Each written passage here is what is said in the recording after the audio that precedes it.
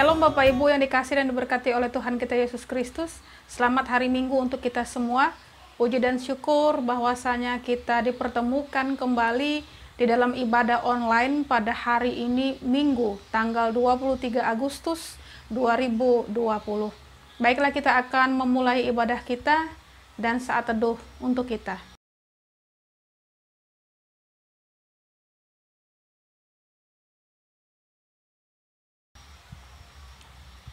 Kita akan masuk di dalam pentahbisan ibadah, menerima votum dan salam.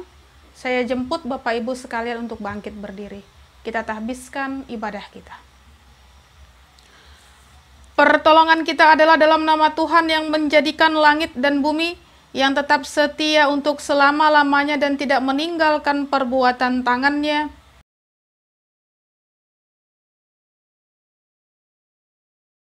Dipersilakan duduk kembali.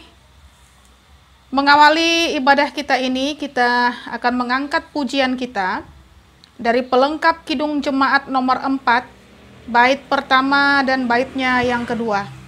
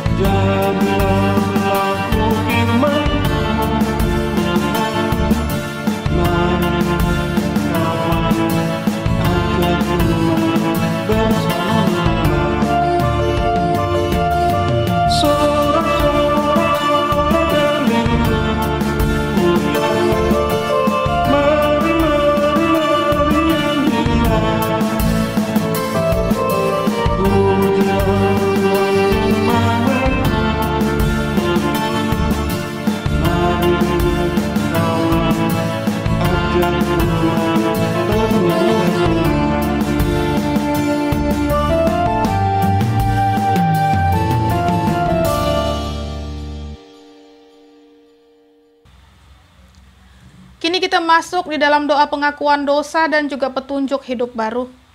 Marilah kita berdoa menyesali dosa kita dan memohon pengampunan Tuhan. Kita berdoa. Ya Tuhan Yesus Kristus, kami mengaku bahwa kami sering berbuat dosa terhadap Engkau dan juga sesama kami.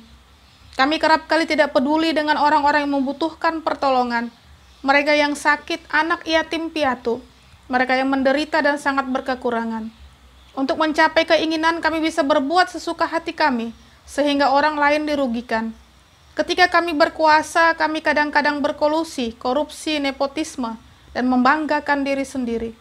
Juga dalam keadaan tertentu, kami bisa mencari pertolongan dengan kekuatan magis, mistik, dan ilmu-ilmu hitam atau sejenis. Atas semuanya itu kami mengaku dengan rendah hati di hadapan Tuhan, seraya memohon agar Tuhan mengampuni dan membawa kami lebih dekat kepada Yesus Kristus Juru Selamat kami. Amin. Sebab aku ini Tuhan Allahmu memegang tangan kananmu dan berkata kepadamu, janganlah takut, akulah yang menolong engkau. Yesaya 41 ayat 13. Kembali kita mengangkat pujian kita dari pelengkap Kidung Jemaat nomor 43, bait pertama hingga baitnya yang ketiga.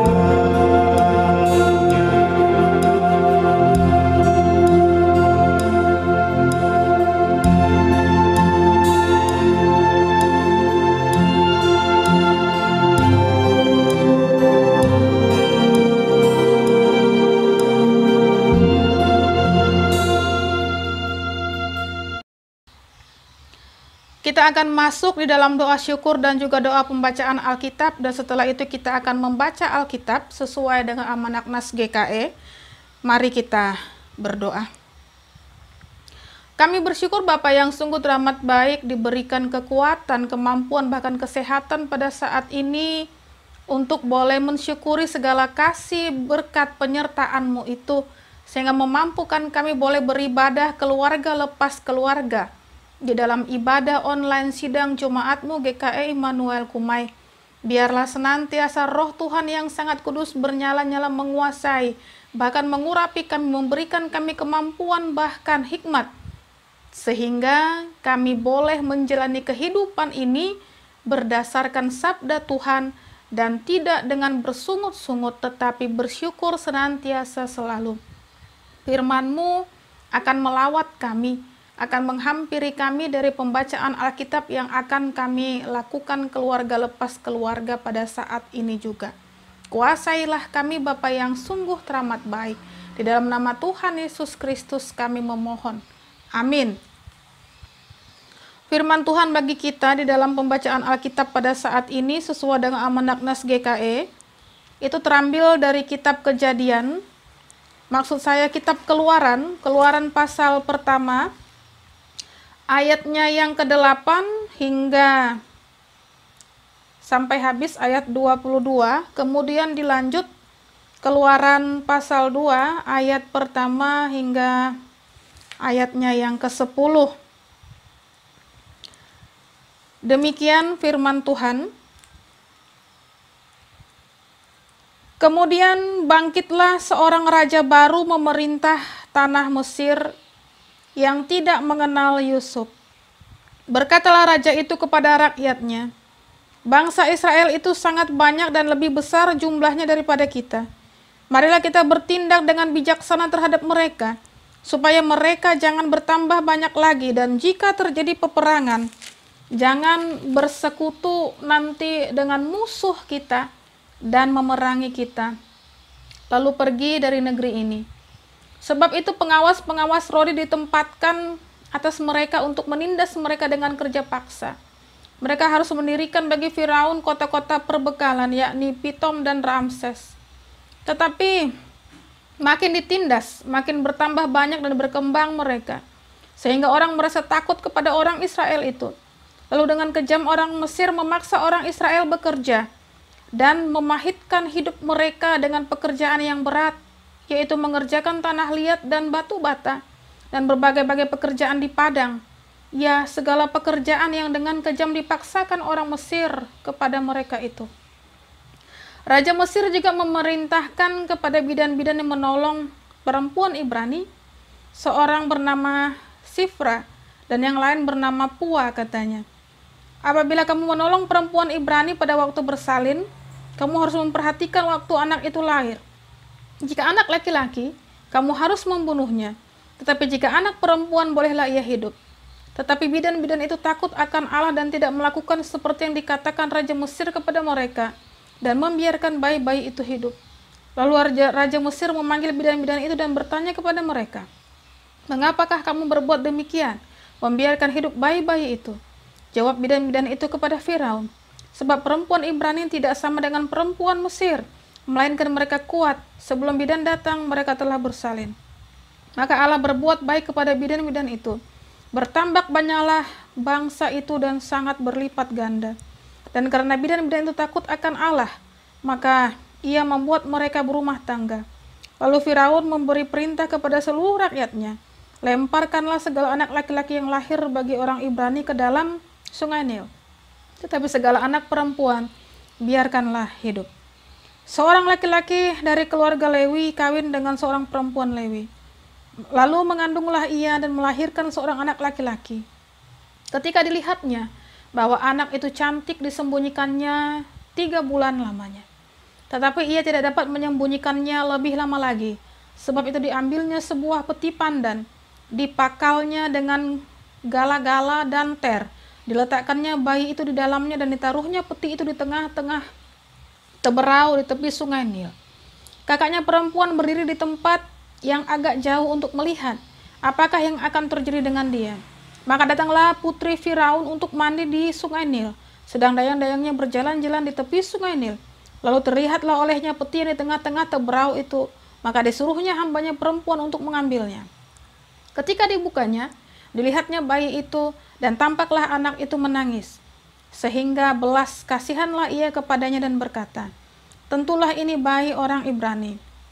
Lalu bertanyalah kakak anak itu kepada putri Firaun, "Akan kupanggilkah bagi tuan putri seorang inang penyusu dari perempuan Ibrani untuk menyusukan bayi itu bagi tuan putri?" Sahut putri Firaun kepadanya, "Baiklah." Lalu pergilah gadis itu memanggil ibu bayi itu. Maka berkatalah putri Firaun kepada ibu itu, "Bawalah bayi ini dan susukanlah dia bagiku, maka aku akan memberi upah kepadamu." Kemudian perempuan itu mengambil bayi itu dan menyusuinya. Ketika anak itu telah besar, dibawanyalah kepada putri Firaun yang mengangkatnya menjadi anaknya dan menamainya Musa, sebab katanya, "Karena aku telah menariknya dari air." Yang berbahagia ialah mereka yang mendengarkan firman Allah dan yang memeliharanya. Amin. Bapak Ibu yang dikasihi dan diberkati oleh Tuhan kita Yesus Kristus, mari kita bersama-sama dengan pengikut Kristus di seluruh muka bumi, kita akan mengikrarkan pengakuan iman rasuli kita. Mari kita bangkit berdiri. Mari kita ikrarkan, "Aku percaya kepada Allah Bapa yang Maha Kuasa, Khalik langit dan bumi, dan kepada Yesus Kristus, anaknya yang tunggal Tuhan kita, yang dikandung daripada Roh Kudus, lahir dari anak darah Maria, yang menderita di bawah pemerintahan Pontius Pilatus, disalibkan, mati dan dikuburkan, turun ke dalam kerajaan maut. Pada hari yang ketiga, bangkit pula dari antara orang mati, naik ke sorga, duduk di sebelah kanan Allah Bapa yang Maha Kuasa, dan akan datang dari sana untuk menghakimi orang yang hidup dan yang mati. Aku percaya kepada Roh Kudus, gereja yang kudus dan am, persekutuan orang kudus, pengampunan dosa, kebangkitan daging, dan hidup yang kekal. Haleluya.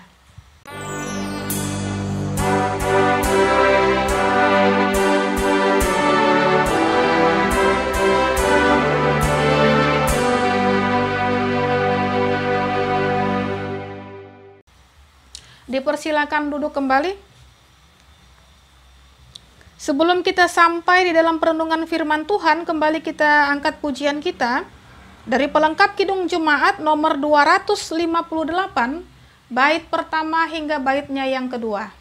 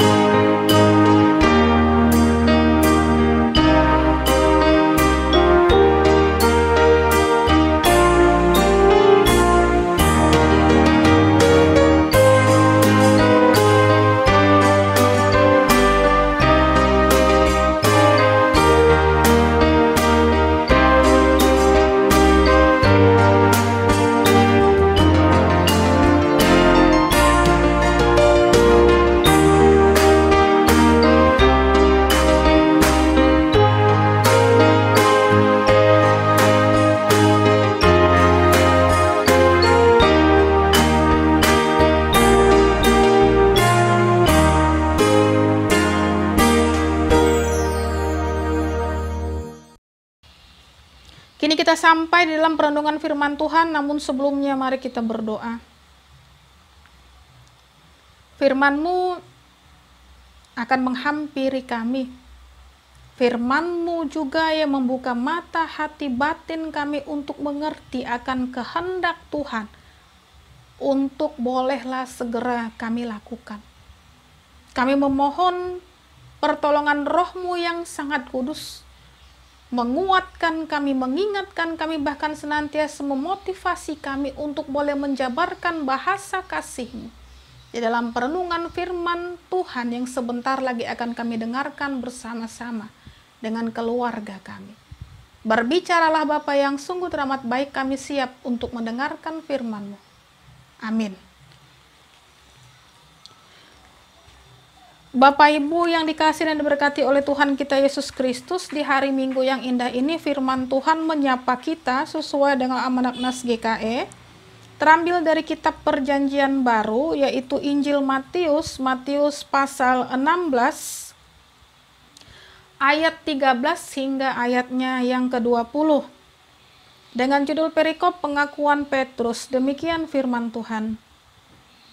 Setelah Yesus tiba di daerah Kaisarea Filipi, ia bertanya kepada murid-muridnya, "Kata orang, siapakah anak manusia itu?"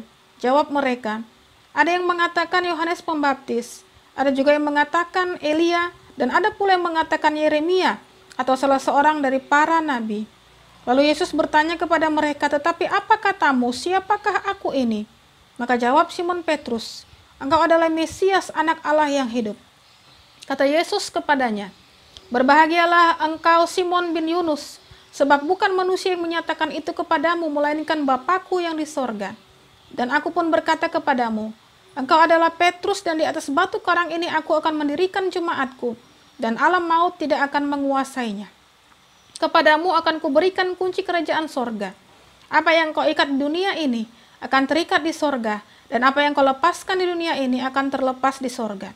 Lalu Yesus melarang murid-muridnya supaya jangan memberitahukan kepada siapapun bahwa ia Mesias.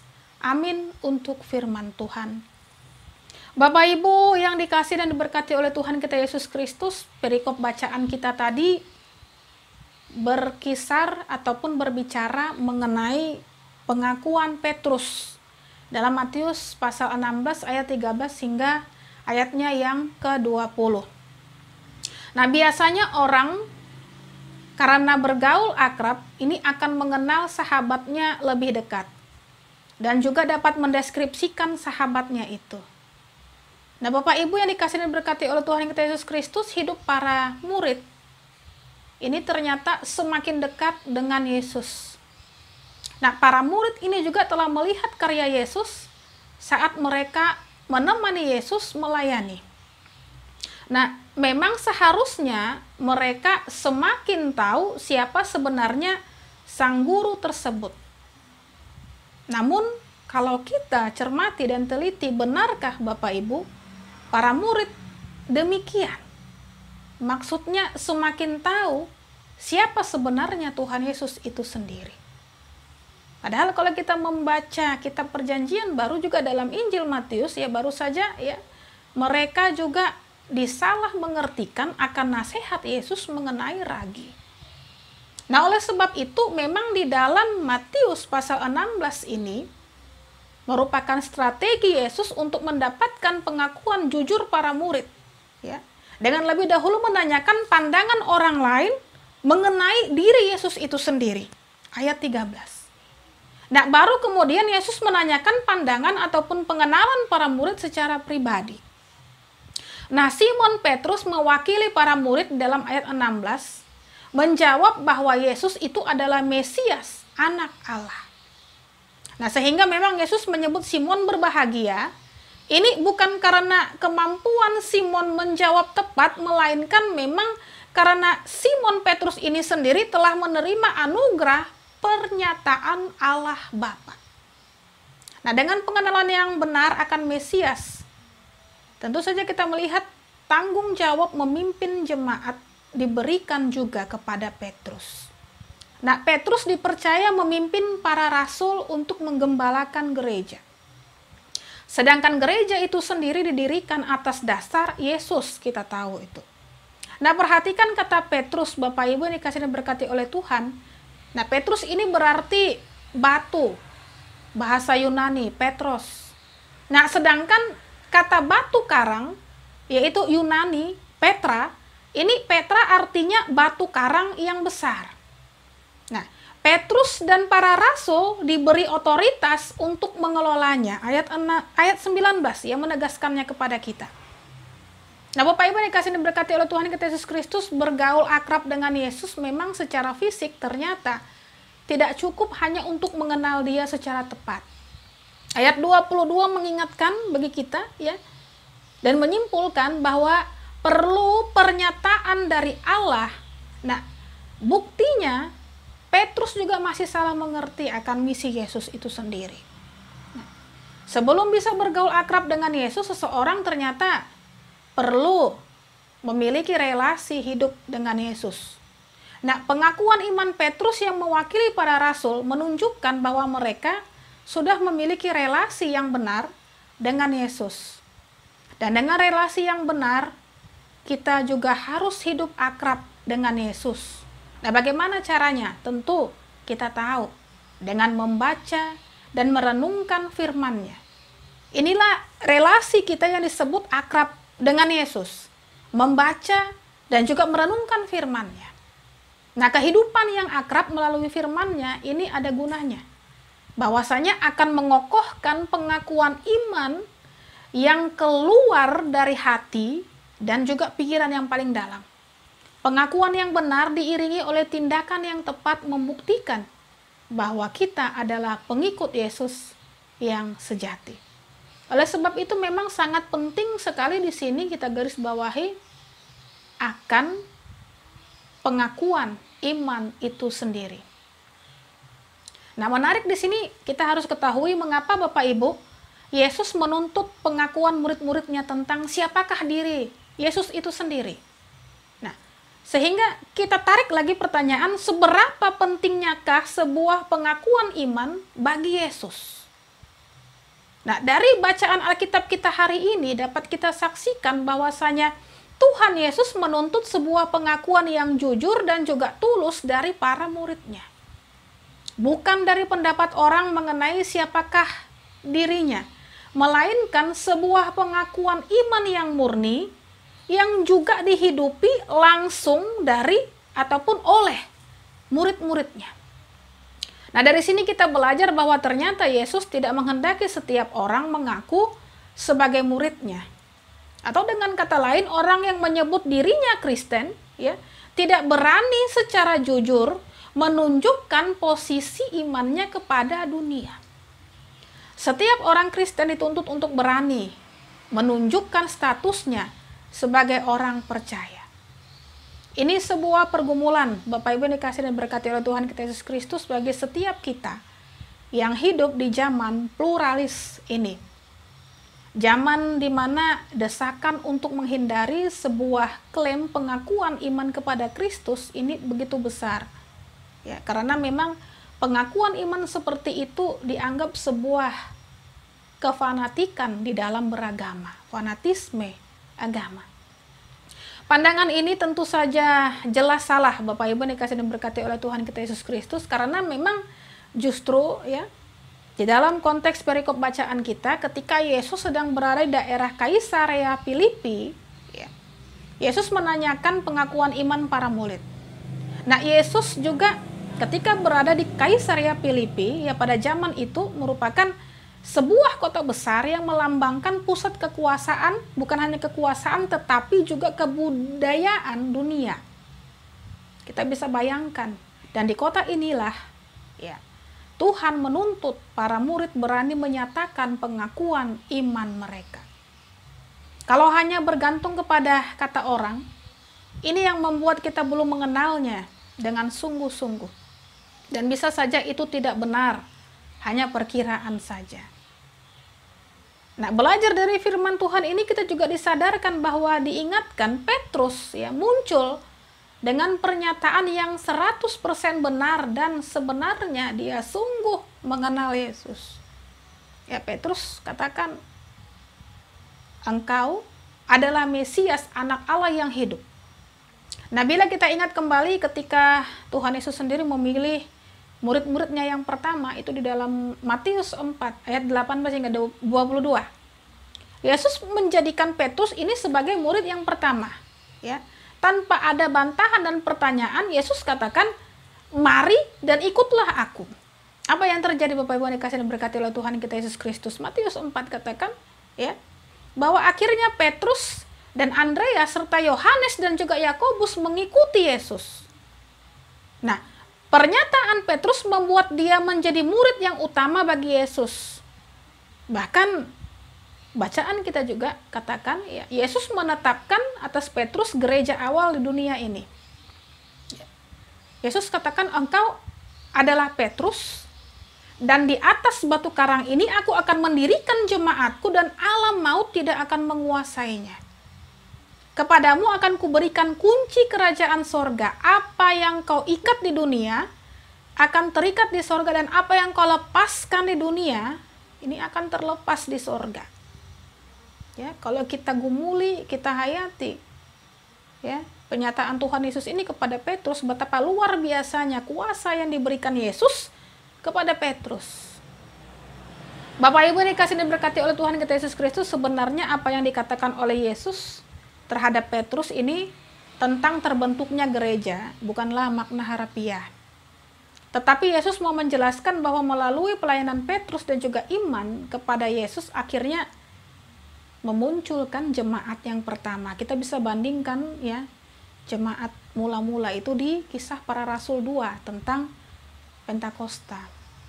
Dari pengakuan Petrus itulah makna gereja yang sesungguhnya, yaitu kumpulan orang-orang percaya yang dipersatukan di dalam nama Tuhan Yesus Kristus. Nah, ini juga memberikan kita kesadaran bahwasanya gereja tidak hanya gedungnya saja atau fisiknya, tetapi gereja juga adalah persekutuan orang-orang percaya.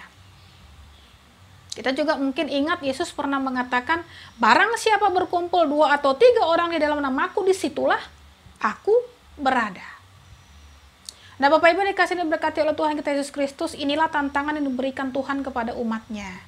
Di tengah-tengah arus besar yang menampilkan sosok gereja seakan-akan hanya menjadi tempat hiburan, pelepas penat, bahkan pembiusan diri dari pergumulan dunia. Nah, beranikah kita dengan lantang tetapi tetap rendah hati menyaksikan kekristenan kita sesuai dengan pengakuan iman kita?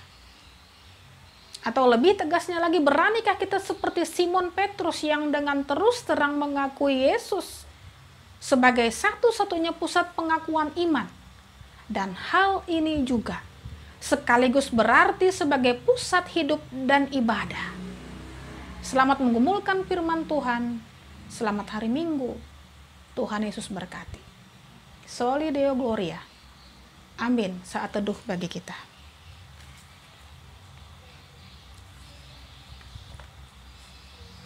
Kita berdoa. Terima kasih Bapa yang sungguh teramat baik untuk firman-Mu yang sudah boleh kami dengarkan bersama-sama dan senantiasa memberikan kami kekuatan kemampuan untuk mengerti apa yang Tuhan kehendaki melalui firman yang telah Engkau sabdakan bagi kami. Berikanlah kami kemampuan kekuatan untuk mengerti bahkan melakukannya. Ampuni segala dosa pelanggaran yang kami lakukan. Biarlah kehidupan kami senantiasa semakin berakar dalam Kristus Yesus, dan terlebih lagi semakin berani untuk mengikrarkan pengakuan iman kami bahwasanya Engkau adalah Yesus, juru selamat kami satu-satunya yang menolong menguatkan kami sehingga memampukan kami untuk tetap mencintai-Mu selama-lamanya, memampukan kami untuk menolak segala kuasa-kuasa duniawi dan menghantarkan kami ke dalam kehidupan kekekalan. Terima kasih Bapa, untuk mencapai kehidupan kekekalan itu pula, kami dimampukan untuk senantiasa berjalan seturut dengan kehendak-Mu. Seringkali 2 kuasa yang mengitari bahkan mengelilingi kami. Kuasa kegelapan, bahkan senantiasa kuasa yang berasal daripada Tuhan saja. Kami seringkali tergoda ataupun terdorong dengan kuasa-kuasa kegelapan, kuasa-kuasa yang menyesatkan kami, sehingga menimbulkan kemurkaan bagi-Mu. Melalui firman-Mu yang sudah kami dengarkan bersama-sama di hari Minggu ini, berikan kekuatan kemampuan bagi kami berjalan seturut dan kehendak-Mu seperti Petrus yang mengenal-Mu dengan baik, yang mengutarakan pengakuan imannya akan kebenaran sejati tentang Kristus itu sendiri dengan sangat lantang, sehingga memberikan kami kesadaran bahwasanya untuk mengakui diri kami sebagai seorang Kristen, haruslah pula kami mengerjakan segala sesuatu yang Tuhan kehendaki untuk boleh kami kerjakan. Dan terlebih lagi tidak takut bahwasanya kami sebagai pengikut Kristus sejati ini, karena Tuhan saja yang terus-menerus menguatkan bahkan menolong kami. Tuhan yang membentengi kami, sehingga tidak ada lagi kesusahan dalam diri kami. Kami berani untuk mengabarkan, bahkan memperkenalkan nama Kristus itu sendiri di seluruh muka bumi. Terima kasih Bapa yang sungguh teramat baik. Pada saat ini juga kami serahkan kehidupan sidang jemaat-Mu GKI Immanuel Kumai. Biarlah dengan pemberitaan firman Tuhan yang sudah boleh kami dengarkan bersama-sama pula, Memberikan kekuatan kemampuan bagi kami untuk semakin mencintai Tuhan.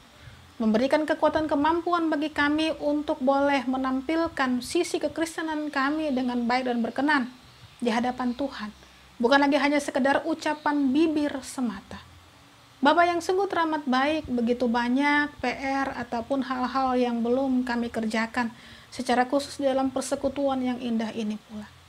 Mari eratkan kami, kuatkan kami dengan pertolongan Roh-Mu yang sangat kudus, agar kami dimampukan menjadi pengikut Kristen yang berkenan dan sejati itu.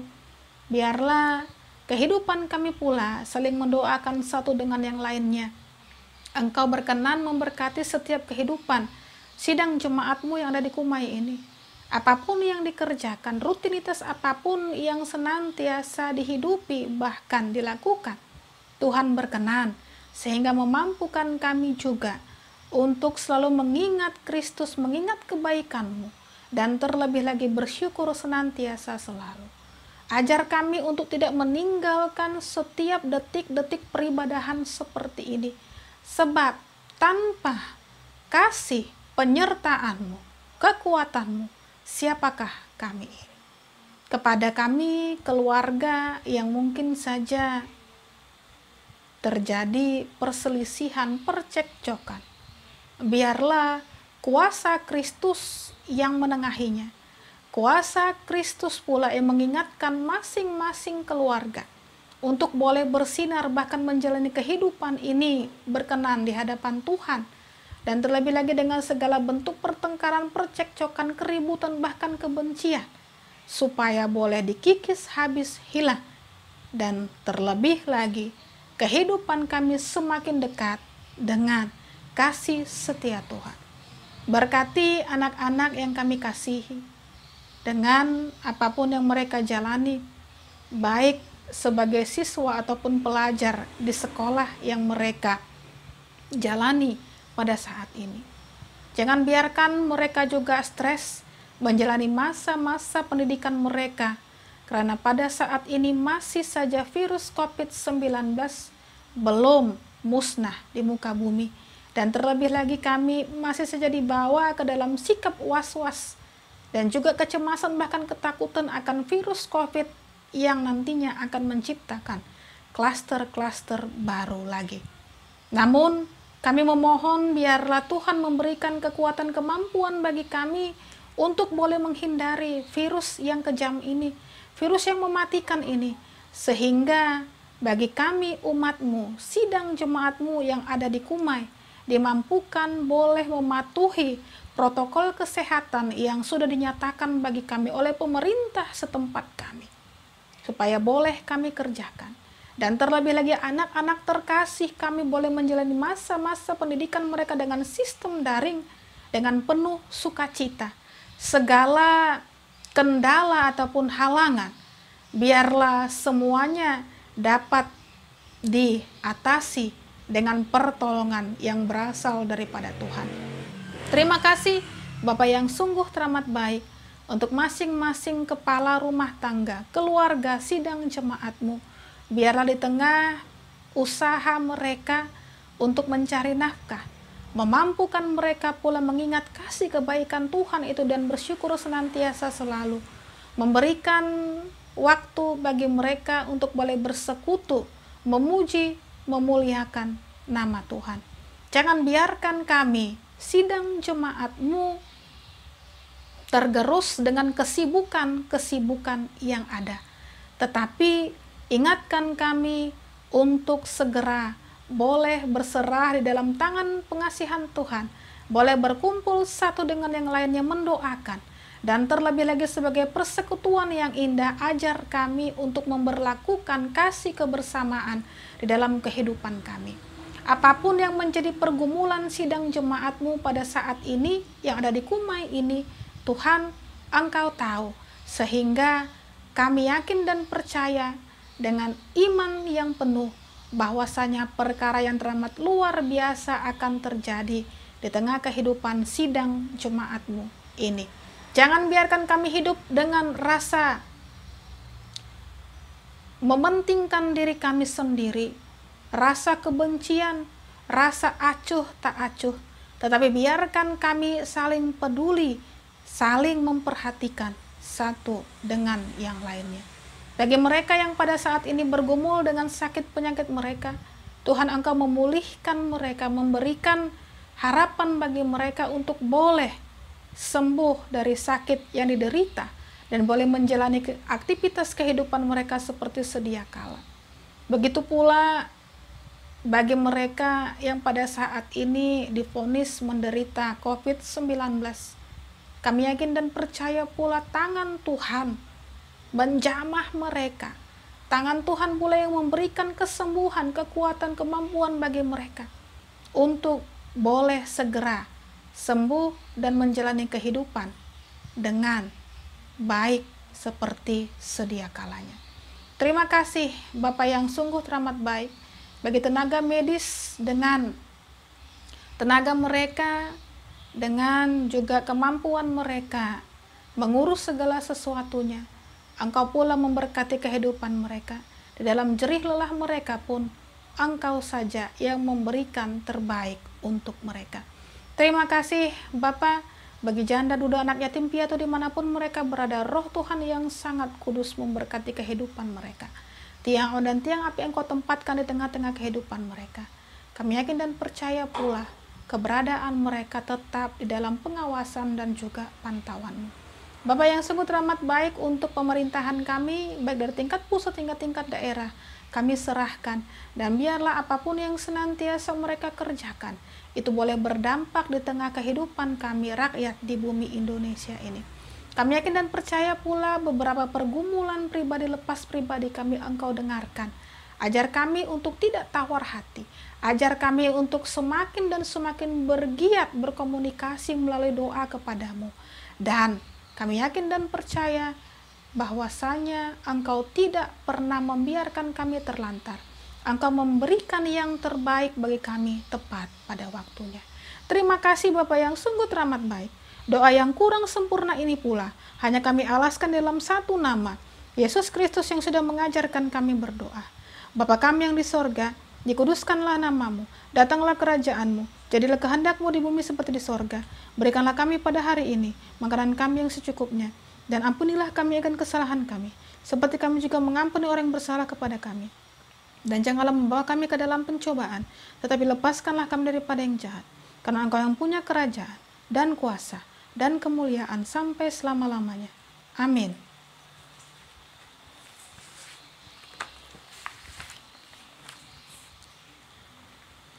Kini kita sampai di dalam persembahan syukur. Kita akan memberikan persembahan syukur kita. Adapun nats pengantar persembahan syukur kita terambil dari kitab 2 Korintus pasal 8 ayat 12. Demikian firman Tuhan. Sebab jika kamu rela untuk memberi, maka pemberianmu akan diterima kalau pemberianmu itu berdasarkan apa yang ada padamu, bukan berdasarkan apa yang tidak ada padamu. Kita berdoa. Ya Allah, Engkau tidak menahan anak-Mu sendiri, melainkan menyerahkan Dia bagi kami. Terimalah persembahan ini yang kami bawa kepadamu. Tolonglah kami menyerahkan diri kami seluruhnya untuk melayani Tuhan dengan sukacita di dalam Roh Kudus. Amin. Kita akan mengiringi persembahan syukur kita dengan mengangkat pujian kita dari pelengkap Kidung Jemaat nomor 149, bait pertama hingga baitnya yang ketiga.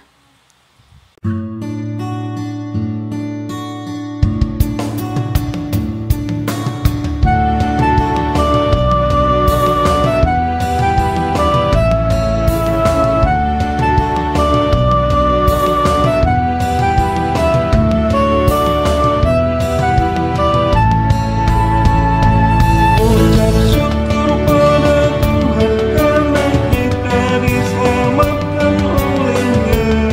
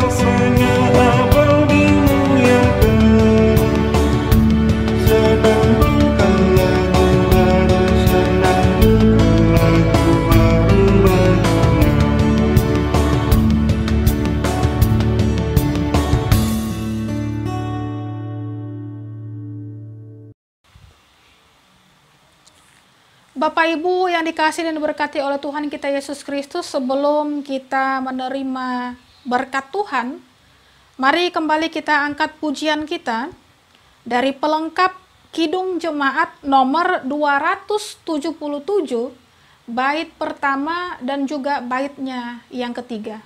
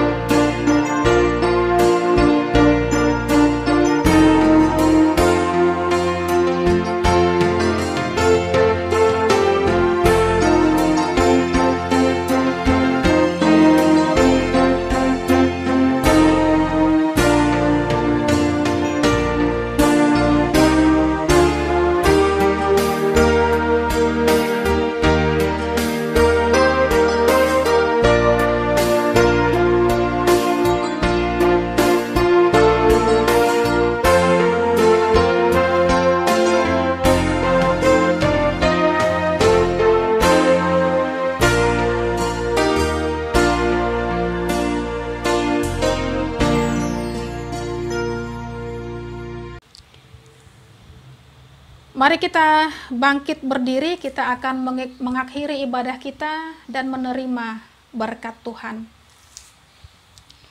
Semoga Tuhan memberkati kita dan melindungi kita. Semoga Tuhan menyinari kita dengan wajahnya dan memberi kita kasih karunia. Semoga Tuhan menghadapkan wajahnya kepada kita dan memberi kita damai sejahtera. Amin.